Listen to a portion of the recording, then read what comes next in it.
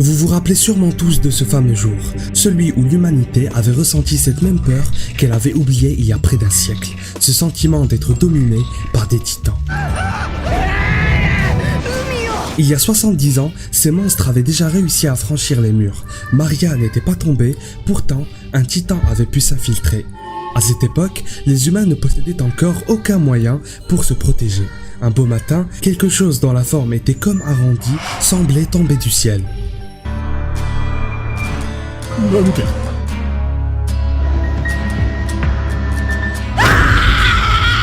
戦え。ユミル・フリッツは大地の悪魔と契約し巨人の力を手に。今から100年以上前、人類にある天敵が現れた。人は戦うことをやめた時、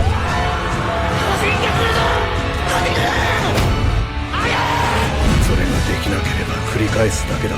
同じ歴史を、同じ過ちを何度も。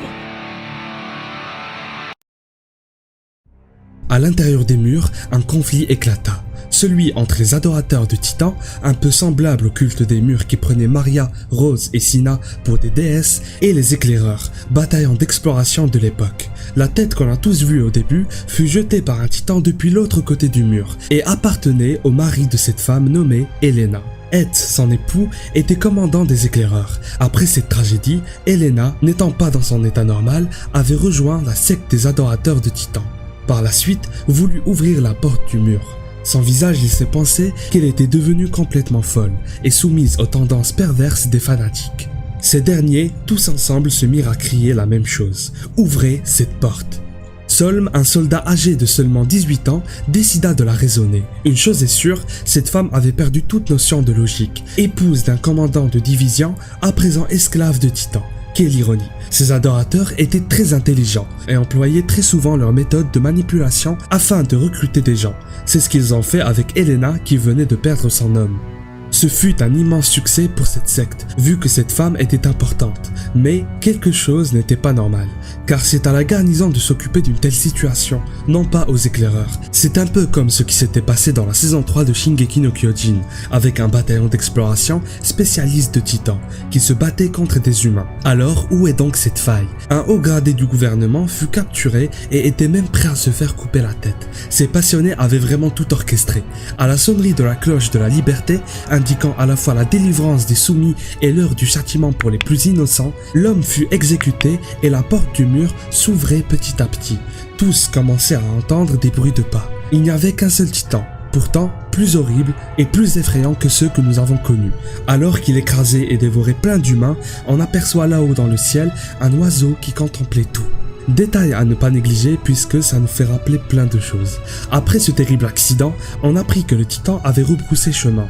Les rumeurs disent qu'un courageux citoyen l'aurait attiré vers l'extérieur du mur, en fermant la porte derrière lui.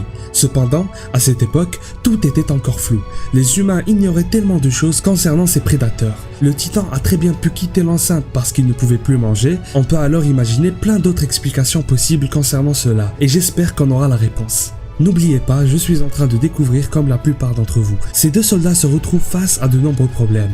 On sait que la technologie n'est pas si avancée que ça, ni la médecine d'ailleurs. Ils doivent alors s'occuper des cadavres pour éviter toute épidémie. Je crois que c'est la première fois qu'on verra quelqu'un évoquer le fait qu'un titan pouvait ramener des maladies inconnues. Vu que ces derniers ne digèrent rien, ils vomissent après s'être remplis le ventre. Et on pouvait voir plein d'humains à moitié morts, encore en train de souffrir. Ils s'approchèrent un peu et à leur grande surprise, trouvèrent Helena. Elle avait finalement récolté ce qu'elle avait toujours voulu, impliquant beaucoup de morts au sein des murs.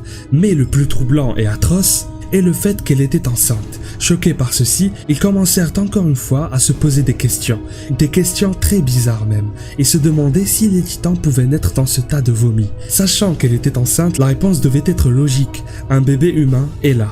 Mais vu qu'ils sont complètement ignorants, il est normal qu'ils aillent si loin. Après tout, tout est possible dans ce monde. Voulant tuer ce nouveau-né afin d'anticiper tout autre carnage, ce dernier sortit du ventre de sa mère. Il était resté en vie après s'être fait avaler. Ainsi vint au monde l'enfant d'un titan qui restera emprisonné 13 longues années. Pour ce premier chapitre, j'ai essayé d'éviter au maximum la comparaison avec Shingeki no Kyojin pour rester dans le thème. Mais déjà, j'ai vraiment aimé. Je suis très curieux pour l'instant et j'ai envie de savoir plein de choses. Qui est la personne qui a conduit le titan à l'extérieur des murs si cette rumeur est vraie? Que faisaient les adorateurs des titans avant d'avoir recruté Elena? Comment a-t-elle fait pour dévier ainsi? Est-ce simplement à cause du choc causé par la mort de son époux ou bien y a-t-il d'autres pensées cachées? Le commencement était très bien fait et écrit. Il y a quelque chose qui ressemble au style d'Isayama, mais c'est encore un peu flou pour le moment. La cloche qui sonne, l'oiseau dans le ciel, tout nous met dans l'ambiance d'un Shingeki no Kyojin classique. Écrit par Ryo Suzukaze et dessiné par Satoshi Shiki et Torres Shimamoto, j'ai un peu de mal avec ces dessins-là et j'espère qu'ils se sont à leur tour améliorés avec le temps, comme Hajime. En tout cas, l'intrigue est là et j'espère que vous avez passé un bon moment. La suite arrive, alors abonnez-vous pour ne rien rater. J'ai pensé à plein de scènes venant de l'œuvre précédente, il était tout à fait normal, comme le soldat qui mentionnait que c'était un enfer en voyant les gens se faire tuer et dévorer. 地獄か。いや、これからだ。 Puis ce ressenti qu'il éprouvait il y a des années avant, tout comme ce jour-là à Shiganshina en l'an 845. L'histoire se répète. Faites-moi part de vos avis et théories, vous pouvez très bien vous lancer et lire par vous-même l'attaque des titans Before the Fall, ou alors suivre et vivre avec moi l'intrigue en faisant plein de théories prochainement et en échangeant nos avis. Après, rien ne vous empêche de faire les deux. Et n'oubliez pas, je n'ai pas laissé tomber l'attaque des titans, j'ai encore plein d'idées de vidéos et sortiront en parallèle. Merci à vous, je vous lâche un énorme akidero dans la gueule, et à la prochaine. うるさい。俺を死なせてくれないんだ。終わりにしたいんだよ。俺たちで。ミカサやアルミン、みんなを救いたいんだ。